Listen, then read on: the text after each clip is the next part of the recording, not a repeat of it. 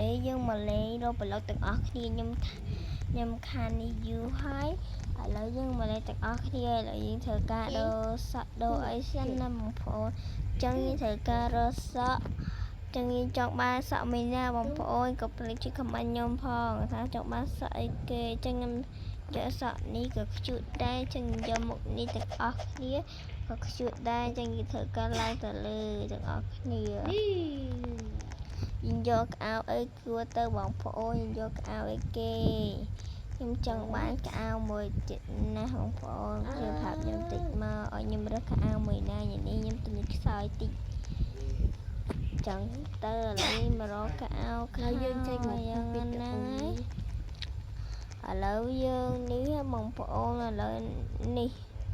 បងប្អូនគួរខ្ញុំយកមកកៅណាអត់ពេញចិត្តសោះហើយទៅខាងលើទៀតបងប្អូនកន្លែងនេះយកពេញចិត្តទេកន្លែងនេះបន្ទប់ចឹងអានេះអត់មានទេអានេះបន្ទប់សម្រាប់យើងចឹងយើងត្រូវការរើសកៅមួយនេះត្រូវការរើសកៅមួយនេះខ្ជូតហើយយើងរើសហើយត្រូវការដេញឡើងលើទាំងអស់គ្នាចឹងឡើងលើហើយចង់បានមួយណាបងប្អូនរើសមួយហ្នឹងណាចឹងទៅ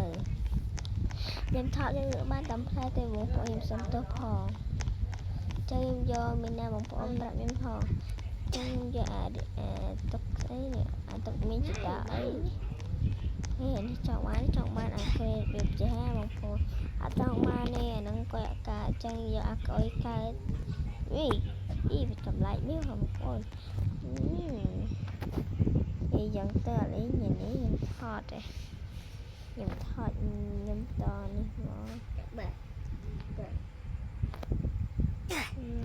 អូននៅតែអញ្ចឹងតែថតអាការទេឥឡូវជិះការថតយេ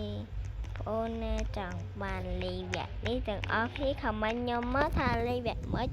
ពីរបៀបមិនឥឡូវអ្នកណាចង់បានលេងរកប្លុកដែរអត់ចឹងកុំភ្លេចផាត់ខមមិនខ្ញុំផងបើចង់មើលរឿងរបស់ខ្ញុំថ្មីបើចង់យើងចូលរឿងភាគតអីបងប្អូនគឺខមមិនប្រាប់ខ្ញុំសិនមកបើខ្ញុំនេះ